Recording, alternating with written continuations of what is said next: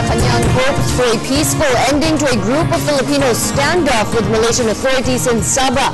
At the same time, the palace assured the Filipinos are safe. The Filipinos, numbering over 200, claim to be followers and guards of the Sultanate of Sulu. They reportedly vowed not to leave Sabah and are reclaiming the area as their ancestral territory. Elena Luna with added details.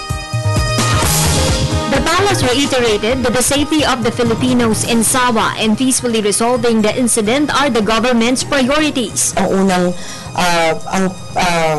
focus ngayon is just to make sure that these people are alright, that there will be a peaceful ending to the incidents. Deputy Presidential Spokesperson Abigail Balte assured the government is on top of the situation. She, however, begged off from giving details. We can't really talk about the specifics yet. The matter is very sensitive, the incident is very sensitive, and as such we are withholding comment and deferring to the DFA just to apprise the public on any developments that they may deem appropriate. The palace, however, clarified the issue where the Kirams of the Sulu Sultanate claim to have been left out of the Bangsamoro Framework Agreement.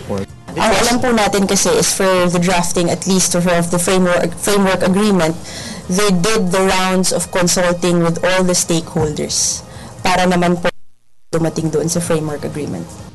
The palace also clarified the launching of the Sadyahatra Bangsamoro program was not done in haste following the signing of the framework agreement in Malacanang.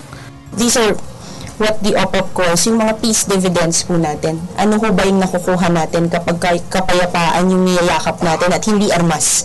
Gusto nating ipakita na even just with the signing of the framework agreement, these are the things that can be made possible. So I wouldn't call it a rush. Rather, we just wanted them to feel immediately the dividends of peace. For the People's Television, Elena Luna.